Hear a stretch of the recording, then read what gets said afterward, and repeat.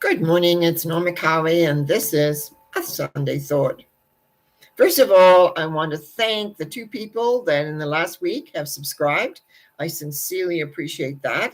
It's fascinating to me to watch the numbers slowly go, even though compared to many that I personally watch, it's like I'm just a baby. But I really appreciate the support, and also it gives me impetus to keep on keeping on. Now, today I'm a little tired, to be honest. Yesterday I did facilitated because I am a reverend as well, and I should explain I'm a metaphysical um, a metaphysical minister. I had a mental block there for a minute because I was thinking the name of who I am associated with. Man, am I ever missing this up this morning? Yes, I'm a little tired. Um, Age is showing a little bit today. Anyway, I had the privilege of doing two weddings yesterday. The first one was for a young couple. I won't say very young, but to me, very young, a young couple. It was a delightfully sweet wedding. The groom had tears. I happened to have a Kleenex in my pocket that was clean, and because we're down on the beach. Actually, it was quite fascinating. We're on the sands of the lake here, and they had us on what they call it's like a oh it shows where the sun is and things like that. It's huge, but it's a big climb to get up. Very difficult for someone who has funny knees and a bad back. But anyway, with the great help of young people, I'm lifted up, and we did this on this. But it was windy, and my eyes were a little blurry. But anyway, it was delightful. It was a delightful, sweet wedding, for sure. I thoroughly enjoyed it. Now, from there, I had to go quite a little bit of a drive from the other side of one side of town to beyond the other side of a town to another town. And there was a very nice, smallish, again, wedding for a couple that have lived together for a long, long time, but had become aware it was time to probably just do that extra level commitment. And so I thought today it would be appropriate for me to speak about marriage and about commitment. Twice divorced, unfortunately. I, in retrospect, I can see where if I had known a lot what I know now and was a better communicator, perhaps the first marriage may have lasted. I doubt it, but you never know.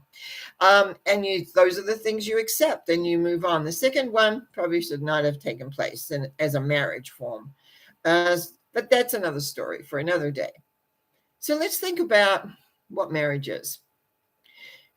Marriage is a legal formation to the powers that be, you'll say, that you are now a unified couple. That whether you and in British Columbia, the new bride or the groom can take either name or do whatever, and that is not specified anymore. It used to be specified because I know the second time I wanted to get married, I wanted to join the two names together, and was told no, I couldn't do that. So I stayed the same name that I had for many, many years. And probably just as well, seeing that marriage didn't last. But the commitment level it takes to make the step to do a legalized marriage is often very big. And I think it's something that you just can't do sleight of hand. It's not a thing to do without some thought. Because what does that commitment mean? What does that commitment bring you? Now, we commit ourselves in many areas of our lives. When we sign up to do a job, whether, we're hired, in other words, or we sign a contract for whatever, we make a commitment to a certain level of whatever. And that's what people do when they sign their marriage license. We lay them down and, they have to sign off and kind of thing. And then as a minister, when you come home, there's a little bit more work you have to do yet to make sure that everything is submitted to the legality element of for us it's in BC and Victoria, so that they can get their actual marriage certificate. Now, relationships. I was thinking, okay, where do I go from here? But I did one marriage when I was very young. Didn't know too much about relationships. I was in love. What did that mean? Make too much difference, but I was. And we worked out a lot of relationship just by being in relationship, a little bit of counseling here and there, probably not enough, but we stumbled our way through for a lot of years. Then the second one, we were much older. My I was the first legal marriage, I believe, of the husband, that my second husband, but also it had many different relationships, and I knew that going in where I hadn't. And in a way, some of the old we were fine until we got married, and I took on the mantle of wife, and things changed very quickly. And that's when I began to realize that within our minds we have roles, that titles that we bear, have husband, wife. What exactly does that mean? And so in a way, most of us are raised today, and as I kind of became an individual with certain ideas, but I had an older mother who was very subservient to the husband. So in my mind, when I became a wife, without realizing it, that took place. It took me a lot of looking back and saying, like, what happened here? I'm an independent woman. I was running business. I was doing all sorts of things. I was speaking. I was on television and radio regularly. How come and put me in a relationship and I lose my power? With many women my age and perhaps a little younger who are raised with subservient mothers, we take that role on, but it didn't change for me until I took the role. And that's when I became very nervous about any more relationships, because I was like, I don't want to give up this sovereignty of myself because all of a sudden I'm in a relationship. But it's important to understand how those work. Someone asked me the other day, what do you like the best when you do a wedding? And I said, introducing them as husband and wife. Because in myself, I know that their lives change a little bit. You may not think that. You think, oh, well, we've lived together for so many years. Now we've signed this piece of paper. It doesn't mean anything, but it does mean something. And it's like anytime you sign a contract, anytime that you go to do something, it means something. But the thing is, we're not taught, educated, or even advised that when you do that, roles will change. Roles will change. Sometimes I talk to my brides in particular. Sometimes I do not. It just doesn't matter. It depends how much time I have with them. But I just like, be aware to maintain your sense of who you are and what you're wanting to create and what you're wanting to do and where you're wanting to go.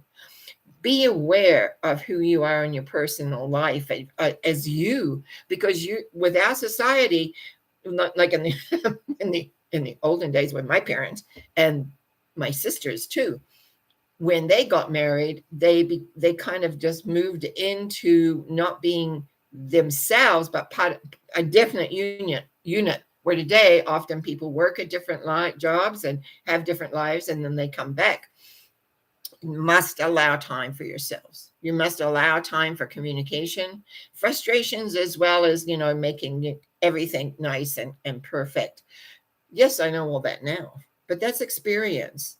And I like to think that sometimes the experience that I've had in life aids and helps others that may go through that are much younger. I have a lot of people that do follow and listen to me that are young.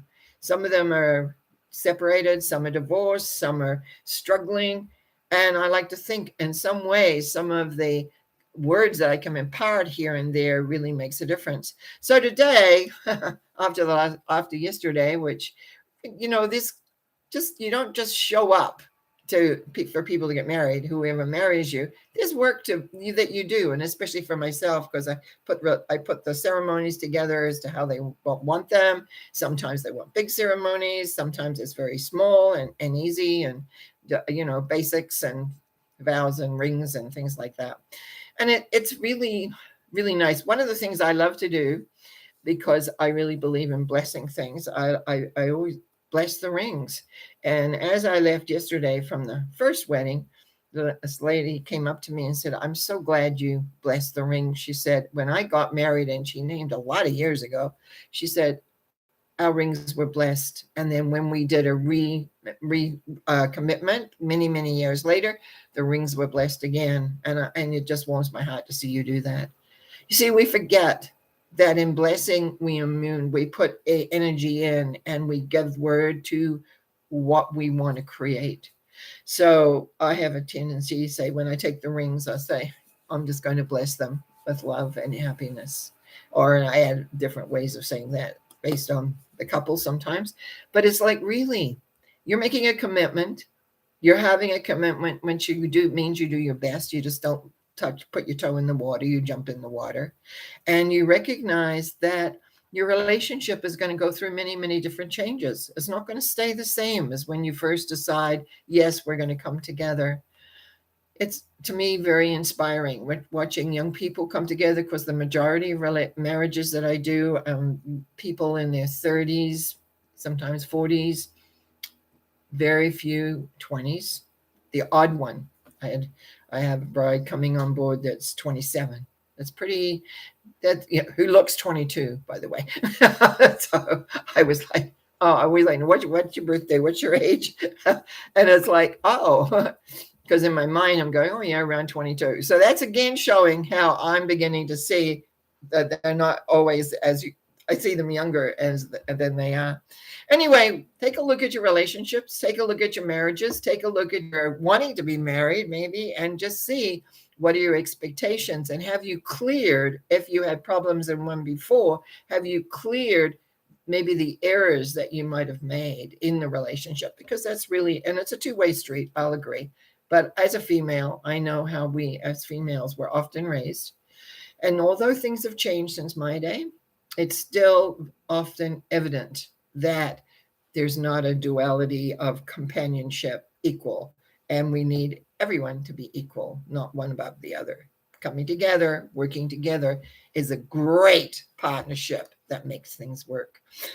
Well, that's my Sunday thought, and I trust that you'll have a great day, a great week. I look forward to seeing what I'm going to say on Wednesday from Norma Talks. And actually, I always seem to skip over from Sunday to Wednesday, and that's because of habit. But Monday night, the mental mind treatments there, I get a lot of great feedback from those, and I appreciate that. So thank you for the subscriptions. Thank you for the likes. Thank you for the comments. Beautiful comments. Wish you well. Have a great day.